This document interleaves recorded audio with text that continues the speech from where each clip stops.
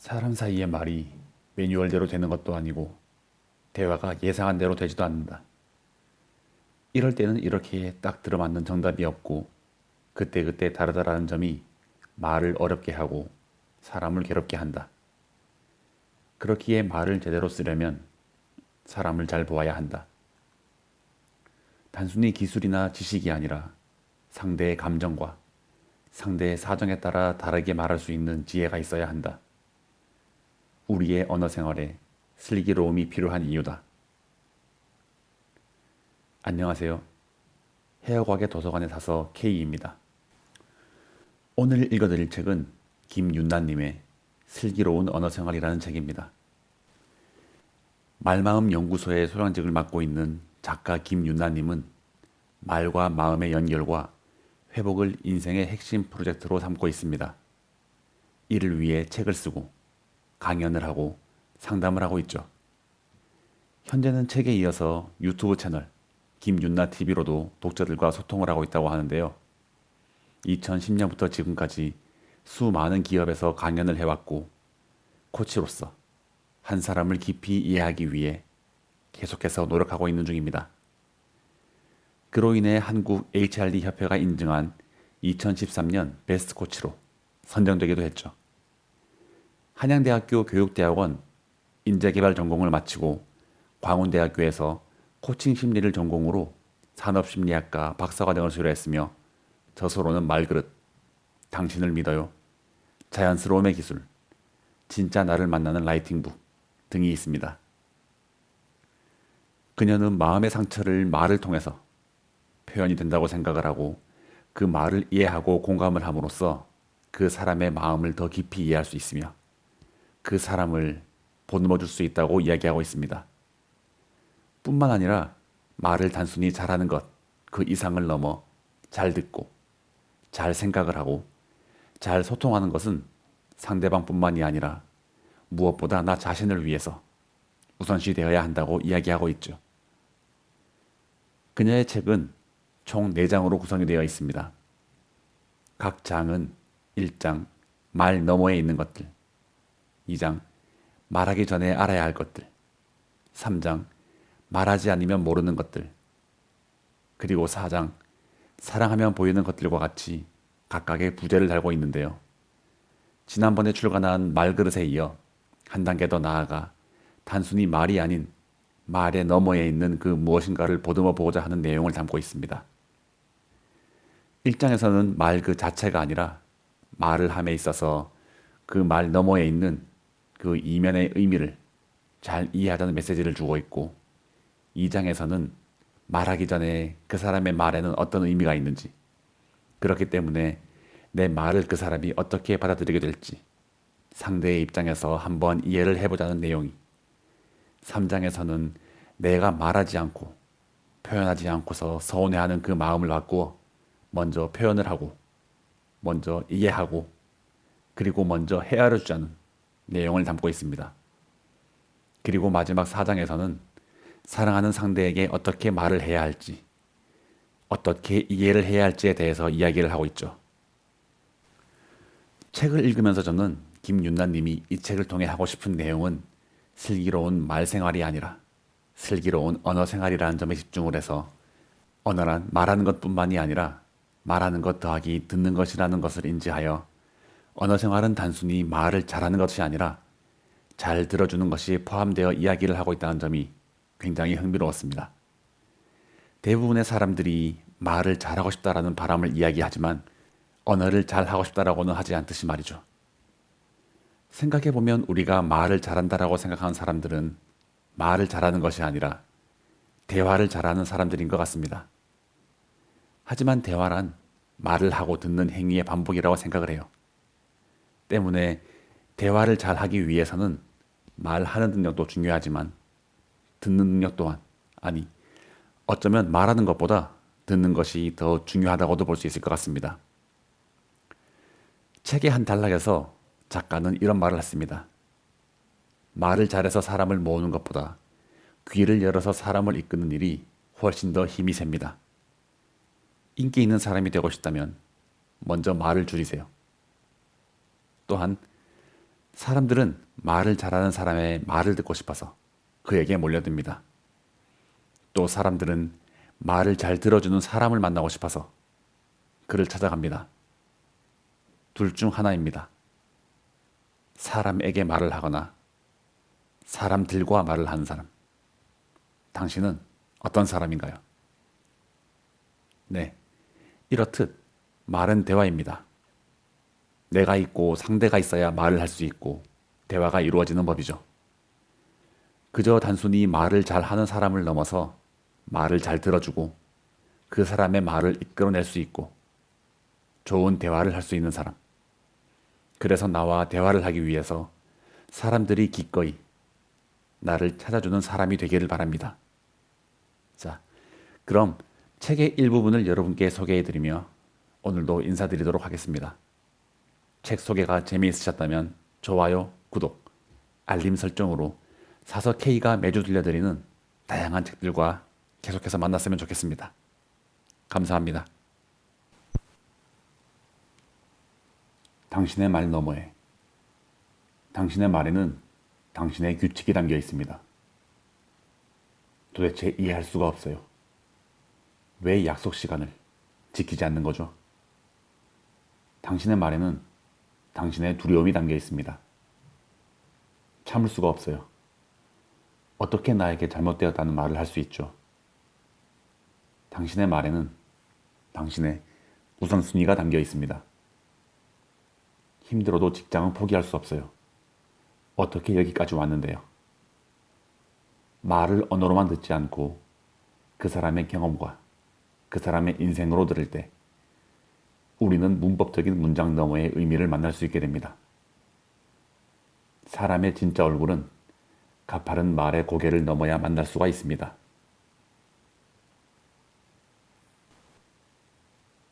우리는 진행형입니다. 잎이 다 떨어지고 초라한 가지만 남은 나무를 보며 그동안 뭐 했냐고 탓하진 않겠죠. 자신만의 봄, 여름, 가을을 살아낸 생명이라는 것을 알기에 그렇죠. 당신 앞에 선 그 사람도 지금이 전부인 것처럼 대하지 말아주세요. 성장이 끝난 나무처럼, 완성된 그림처럼 그렇게 평가하지 말아주세요. 그도 인생의 긴 단계에서 몇 걸음을 걸었을 뿐입니다. 지금은 봄을 준비하는 시간이에요. 앞으로 얼마나 더 근사해질지 당신도 저도 알 수 없습니다. 사람을 시간에 가두고 겨우 그거냐 혼내지 말아주세요. 우리는 모두 완료형이 아니라 진행형입니다.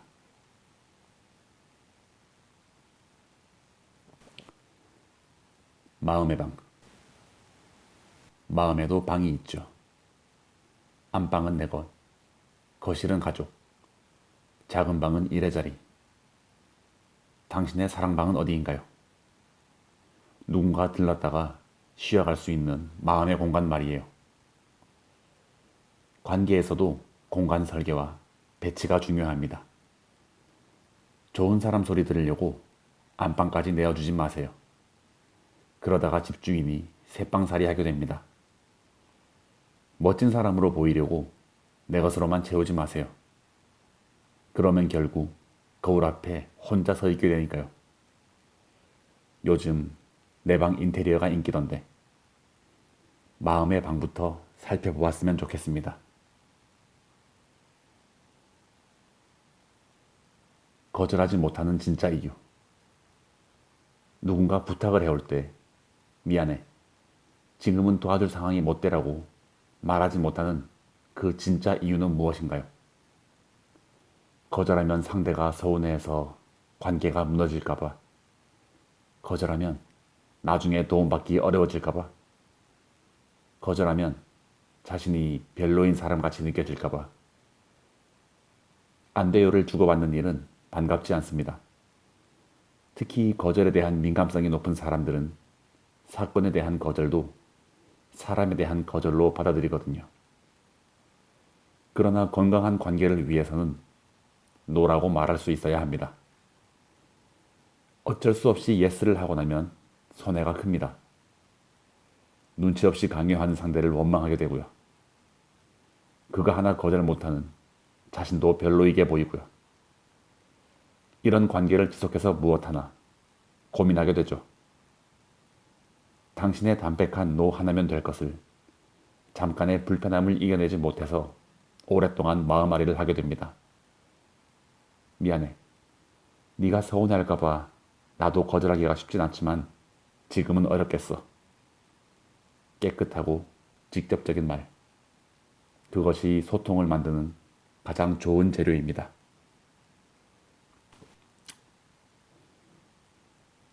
아무것도 아닌 일에 화를 낸다면 별거 아니라고 생각해서 꺼낸 이야기가 불씨가 되어 상대를 폭발하게 하는 때가 있습니다. 뭐 그런 거 가지고 화를 내고 그래. 하여튼 성격 진짜 이상해. 그러나 이것은 성격의 문제가 아닙니다.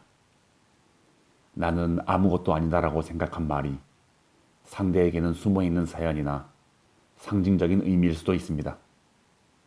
여보, 이거 나가는 길에 옆집 아줌마 좀 가져다 줘.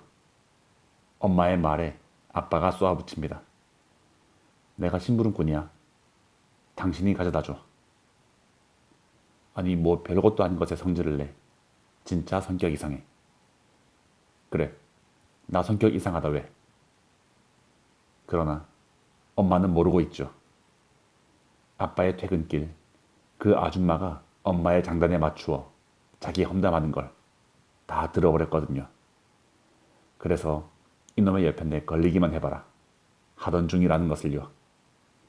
아빠에게는 무능력한 가장이 견뎌야 하는 쓰디쓴 자존심이었다는 것을요. 성격 이상한 사람으로 취급하는 순간 진짜 그런 사람이 되어버립니다. 내게는 아무것도 아닌 것이 상대에게는 특별한 무엇이 될 수도 있음을 기억하세요. 이 세상에 아무것도 아닌 것은 없습니다. 대화의 사각지대. 운전을 하다 보면 사각지대가 늘 문제입니다.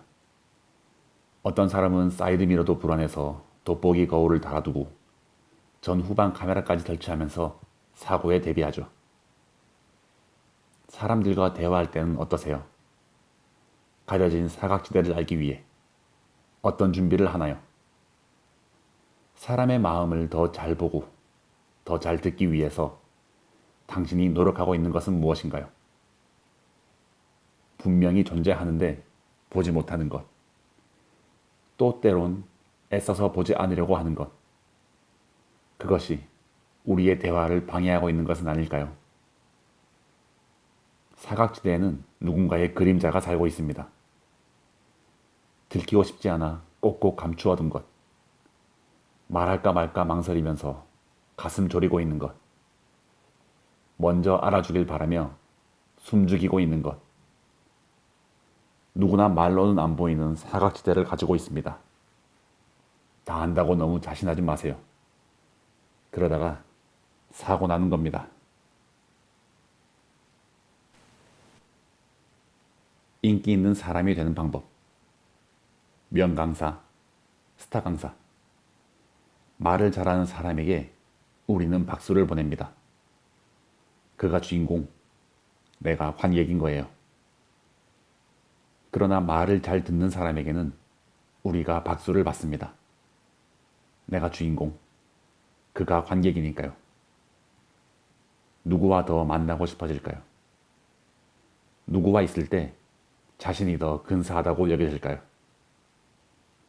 말을 잘해서 사람을 모으는 것보다 귀를 열어서 사람을 이끄는 일이 훨씬 더 힘이 셉니다. 인기 있는 사람이 되고 싶다면 먼저 말을 줄이세요.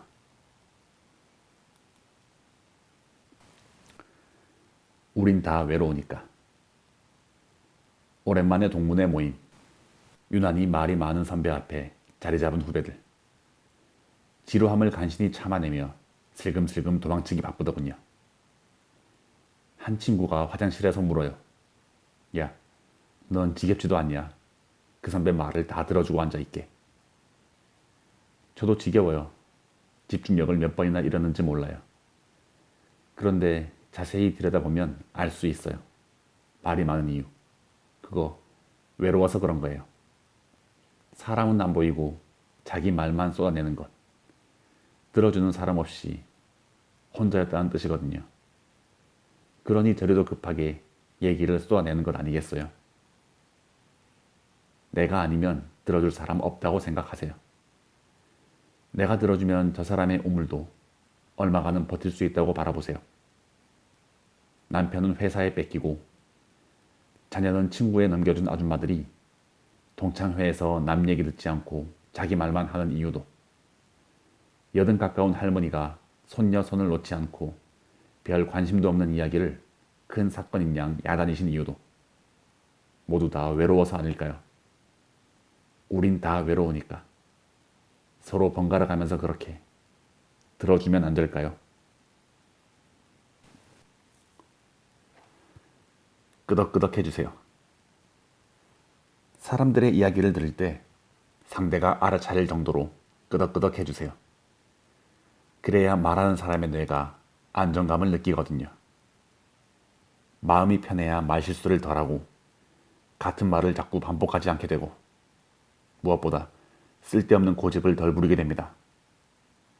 아내가 이야기할 때 신문을 펼쳐들고 정수리만 보여주는 당신이라면, 후배가 이야기할 때 모니터를 노려보며 옆모습만 보여주는 당신이라면, 아이가 이야기할 때 스마트폰을 만지작거리며 가르마만 보여주는 당신이라면, 왜 이렇게 고집을 부려라고 말하기 전에 상대가 고집을 부리도록 당신이 한 일에 대해 생각해 보아야 합니다. 고개를 들어 눈을 마주치세요. 그래야 당신이 말할 때 상대도 당신을 봅니다. 그래야 당신이 혼자일 때 상대가 당신을 봅니다. 마음이라는 것. 당신의 마음은 어디에 있나요? 머리. 당신의 생각이 마음을 조정하니까. 가슴. 당신의 감정이 마음을 흔들어대니까. 입술. 당신의 말이 마음을 이끌어내니까. 손발. 당신의 손발이 마음을 완성하니까. 그러고 보니 마음을 쓴다는 것, 누군가와 마음을 나누고 싶다는 것은 그 사람의 생각을 살피려 하고, 그 사람의 감정을 느끼려 하고, 그 사람의 언어를 담으려 하고, 그 사람의 행동을 기다려주는 것이네요. 이렇게 할 일이 많으니 대화할 때 이것만 기억해도 말을 좀 덜 할 수 있겠어요.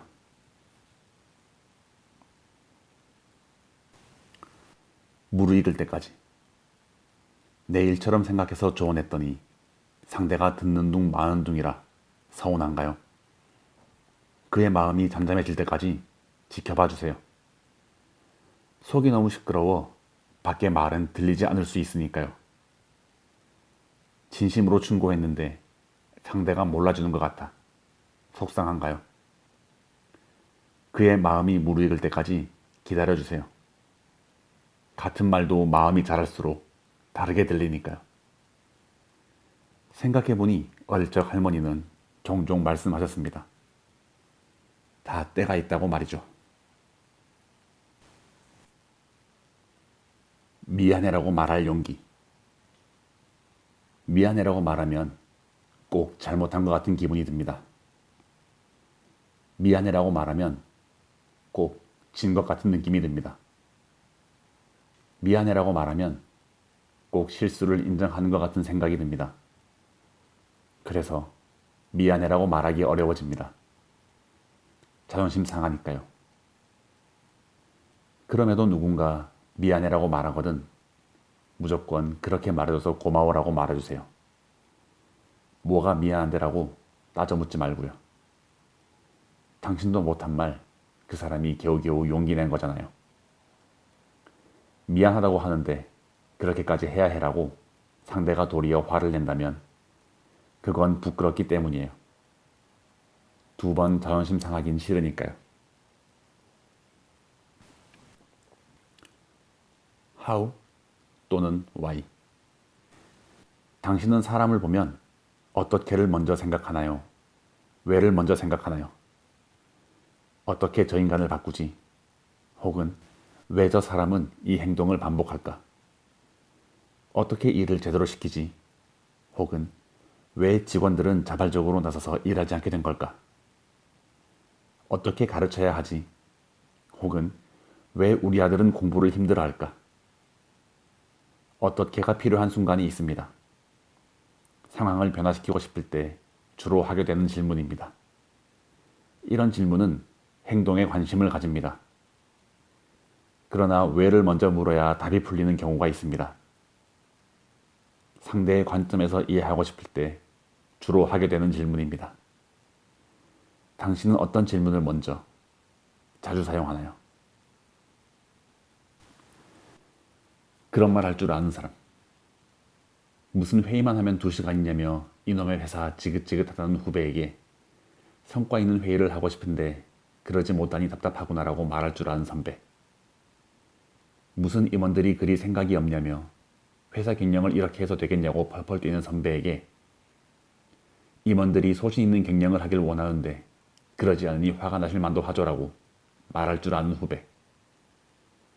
무슨 자식이 부모는 안중에도 없고 지 일만 하고 콧배기도 안 비친다며 서운해하는 부모에게 엄마 내가 일도 잘하고 부모도 잘 챙기는 아들이었으면 좋겠지라고 말할 줄 아는 자녀. 무슨 부모가 자식한테 말을 그렇게 하냐며 씩씩거리며 성을 내는 자식에게 가족에게 격려받고 싶은데 그렇지 못한 것 같아서 속상하구나라고 말할 줄 아는 부모. 무슨 집안일을 해도 끝이 없냐며 앞으로 손가락 하나 까딱 안 할 거라고 엄포를 놓는 아내에게 고생은 고생대로 하는데 우리가 잘 모르는 것 같아서 서운했지라고 말할 줄 아는 남편. 그런 말할 줄 아는 나를 꿈꿉니다. 갑자기 공이 날라올 때. 길을 가는데 갑자기 공이 날라오면 사람들은 어떻게 대처할까요? 소리를 지르면서 움츠리거나 본능적으로 강한 헤딩으로 패스하거나 두 손으로 가볍게 받아내거나 무방비 상태로 몸에 맞거나 운동신경에 따라 제각각 반응합니다. 사람의 말도 마찬가지입니다. 갑자기 던져진 당신의 말에 상대가 어떤 반응을 할지는 그 사람의 언어신경에 따라 다를 수 있습니다. 내가 말하면 저 사람이 이렇게 반응하겠지. 아무것도 아닌 말에 왜 저렇게 반응하지? 왜 이렇게 알아주지 않는 거야? 상대가 어떻게 반응할지까지 당신이 정할 권리는 없습니다.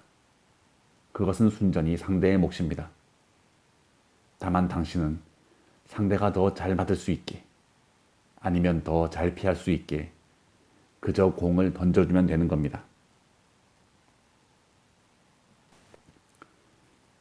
미안해 혹은 고마워. 누군가의 친절에 미안해 대신 고맙다 말할 수 있으면 좋겠습니다. 미안해는 당신의 부담스러운 마음을 표현한 것이지만 고마워는 타인의 진심 어린 마음을 알아보는 것이기에 호의를 받을 때는 내 마음을 위한 미안해 대신 그 마음을 위한 고마워라고 하면 좋겠습니다. 도움이 필요하지 않은 사람은 없습니다. 너무 그렇게 미안해하지 마세요. 당신도 고마운 일을 하면 되니까요. 그렇게 세상은 만들어지는 것이니까요.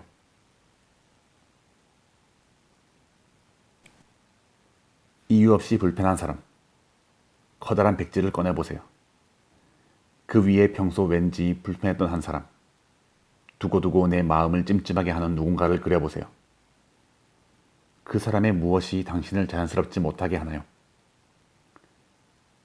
정신분석에서는 당신과 그림 속 인물이 닮았을 수 있다고 말합니다. 거울로도 잘 안 보이는 자신의 모습을 타인에게 비추기 때문에 마음이 불편해지는 거라고 말이죠. 만약 당신 주변에 마음을 불편하게 하는 누군가가 있다면 아마도 마음이 보내는 신호일지도 몰라요. 이제 피하지 말고 당신 자신의 어두움과도 마주하라는 뜻일 수도 있어요. 모든 사람이 나의 거울이기도 하니까 쉽게 깨거나 상처내면 안 되는 거예요. 감정의 물길 따라. 상처받고 싶지 않아 거리 두는 연습을 하며 자란 사람들은 감정을 만나기보다 피하는 데 익숙합니다. 차단하면 차단할수록 자신을 지킬 수 있다고 믿어온 사람들은 감정을 드러내기보다 속이는 데 익숙합니다. 그런데 피하고 속일수록 내가 누구인가에 대한 의욕이 늘어날 거예요. 나답게 산다는 것, 나로서 존재한다는 것에 대해서 혼란스러워질 거예요. 당신이 누구인지 알아가고 싶다면 감정의 길을 먼저 따라가세요. 당신이 조작하고 관리했던 감정부터 숨통을 틔워주세요. 당신이 어릴 적 위험하다고 생각했던 그 일은 이제 더는 벌어지지 않아요. 안심해요. 이제 괜찮으니까요. 초보자와 숙련자. 초보 운전자 시절 모의주행 연습을 도와주시던 선생님께서 늘 말씀하셨습니다. 멀리 보세요. 그래야 정차하고 있던 차가 언제 끼어들지도 보이고 앞서가던 버스가 언제 노선을 바꿀지도 예상해서 대비할 수 있으니까요. 그거야 알죠. 그런데 잘 안 되는 걸 어떡해요. 생각해보니 소통의 초보자들도 그런 것 같습니다. 멀리 보는 연습, 그게 잘 안 되어 보입니다. 지금 당장 벌어지는 말에 현혹되기보다는 숨어있는 상대의 마음을 먼저 보는 연습을 하세요. 지금 이 순간 몰아치는 감정에 휘둘리기보다는 기대하는 우리의 관계에 대해 생각해보는 연습을 하세요. 그것이 초보와 프로의 차이입니다. 프로는 상대를 탓하기 전에 그와 내가 충돌하지 않게 대처할 힘을 가지고 있거든요.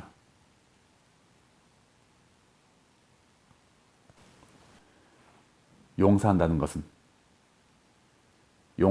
것은 내가 당신을 미워하는 것보다 나 자신을 사랑하는 데 더 관심을 두겠다는 것. 용서한다는 것은 상처가 덧나도록 두지 않고 치료 방법을 찾겠다는 것.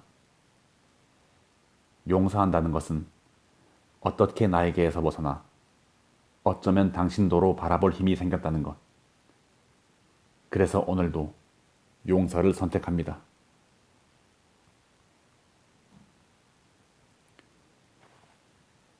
그릇의 종류. 부엌 살림을 하다 보면 처음엔 예쁜 그릇에 욕심이 납니다. 하지만 이내 곧 알게 되죠. 살림 초보에게 진짜 필요한 것은 서툴게 다루어도 이가 잘 나가지 않는 그릇이라는 것을요. 덜 조심하고 덜 마음을 써도 그 자체가 견고하고 단단해서 상처가 덜 나는 그릇을 더 찾게 됩니다.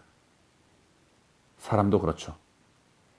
예쁘지만 손이 많이 가고 뭘 하든 조심스러워지는 사람보다 그 자체가 깊고 견고해서 상처를 덜 받는 사람과 함께 있고 싶어집니다.